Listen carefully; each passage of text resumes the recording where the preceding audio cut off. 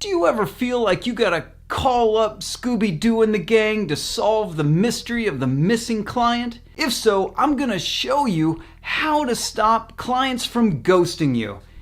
Check it.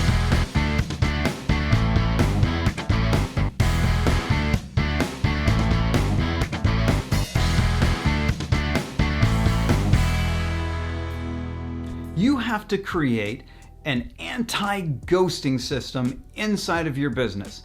And it includes these 4 parts: your positioning, your contracts, your onboarding, and then your project management.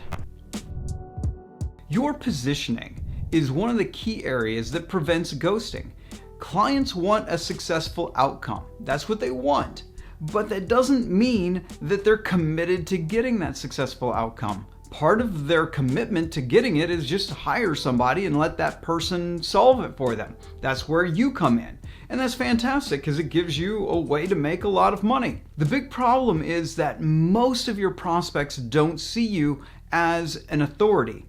They probably don't even see you as an expert, or at least an expert that will solve their problem. So they get on a sales call with you and you're spending your time trying to convince them that they need to use you to solve their problem, and they are not truly convinced that you're the right expert for them. So while you're doing your selling and you're finding out what they need, this is a great time to maintain your positioning. So one of the ways to find out if they have ghosting potential is to ask why questions. Why are you doing this project? Why now? And the big why is, why are you talking to me? That question is incredibly important because it allows you to gauge how they see you. Do they see you as an expert? Do they see you as the expert to solve their problem? Or do they see you as the preeminent authority? Someone they really need to work with because you're going to solve their problem at the highest level possible. So if somebody comes into your sales process and they say, "Oh, I saw your ad and seemed like you knew what you're talking about, so here I am trying to learn more about you." Well, that person's just trying to figure out, are you even an expert? Are you the expert for me? So pretty low on the positioning scale. On the other side of the positioning scale would be somebody who came in from a referral where they were like, "Oh my gosh, you did an amazing job for my friend. I saw what you did and that is perfect for me. And I checked out all your stuff. I've watched your videos. I've read a bunch of your content. You are the person to solve my problem." The higher you can be on the authority scale, the greater the indoctrination that your prospects have gone through, the less likely they're going to disappear on you because they are committed and they see you as a partner. They want to work with you. They don't want to just hand stuff over and then go away. The second part of your anti-ghosting system is your contract. Inside of your contract, you're going to have an anti-ghosting clause inside of it, and you're going to highlight it with your client. When you're going through the contract with your client, you want to make sure that they understand that if they disappear, the project goes on hold, and then if they stay disappeared for too long, then if they come back and want to kick off the project again, get it moving, then they're going to have to pay a fee. And the reason you want this clause in there is because your clients get busy. This project, when they started it, may have been important, but something could have come up in the interim that now makes this current project not very important to them. So if you put in an incentive to keep the project moving, then there's a good chance they won't disappear on you. And there's another section inside your contract, and that's around payments. The way you get paid is important. Let's say you're taking 50% up front and then 50% at the end of the project. There is massive incentive in that to ghost on you, because after they've committed to the project and you're, say, 90% done, then the big thing that's sitting on your client's shoulders is the remainder of the payment. And if it's a big enough project, that remainder could be sizable. And so they may want to delay the project and try to get the little nuances figured out and get little extras out of you long before they make that final payment. So some others say, oh, well then do a third, a third, a third. And inside of this, a third should essentially be your profit or close to it. Anywhere between 25% to 30% is a reasonable profit for a growing agency. And if you leave your profit sitting there at the end, there's a good chance your client's going to ghost you. They don't have a massive incentive to finish this project, especially if something came up. I recommend for projects that are going to take a while that you get paid in at least 5 different payments. One up front, and then one 20% into the project, one somewhere near the middle of the project, another one where you're near the 80% mark, you're somewhere near the end, and then finally the last payment at the end. This is the minimum I think you should do, especially on projects that are going to take a few months. You should break down the payments in multiple stages. If you're doing something that you're going to complete in a week or you're going to complete within a month, try to get paid up front. Just get all the money up front, and they have a significant incentive to finish this project. Now let's say you've done all those payments and you've got the clause in there for ghosting and they still ghost on you. Odds are you're just not charging enough. You need to charge far more so that it hurts to not finish this project. And that's one of the keys that a lot of people just aren't doing. It's like charging enough that this is a painful thing to leave open.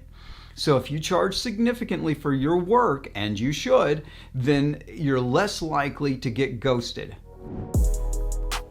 The third part is your onboarding process. This happens from the time they say, yes, I want to be a client, through the contract, through the account setup, and everything that you need to do to get all their data and everything that's necessary for the project, introducing all the appropriate people, the account managers, project managers, whoever's working on the project. It's like, let's kick this whole thing off and get everybody excited about doing great work. That onboarding process, what most people try to do is avoid the negative things, or what they perceive to be negative. Like in the contract, highlighting the fact that you've got at least 5 payments, highlighting the fact that there is an anti-ghosting clause inside the contract, highlighting what happens if things go wrong. Onboarding isn't just about all the fun stuff, and it's not all about just data, the boring stuff.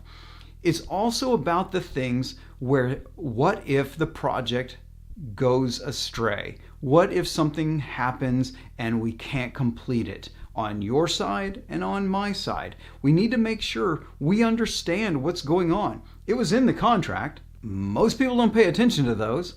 And even if they do and they understood it, once the project's going, they decide to rewrite the rules. A lot of clients try to rewrite the rules even though they agreed to them inside that contract.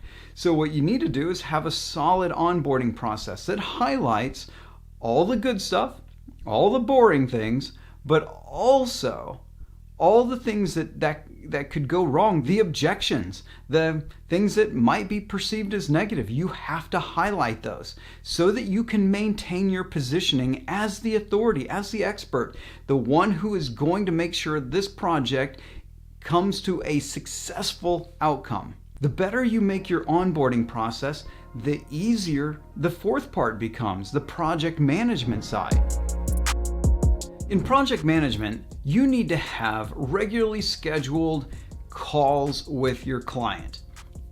Put them on the calendar. Make sure it goes on your client's calendar so that you get a receipt saying, yes, they accepted this time.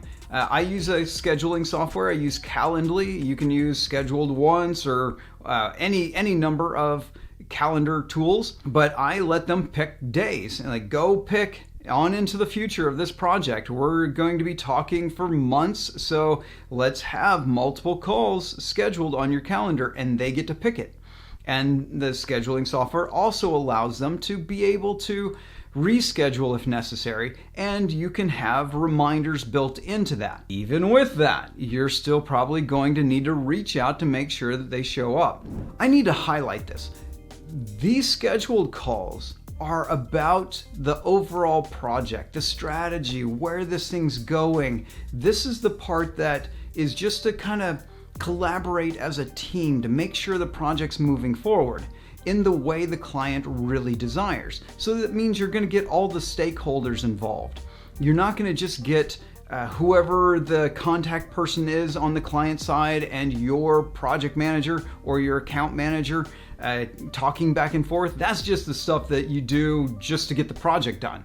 And that's where most of you stop, is just your account manager, your project manager is going back and forth with the contact person and never really engaging at the 30,000 foot level. They're always stuck right there at ground level, getting the little details done, and that gets taxing on the client.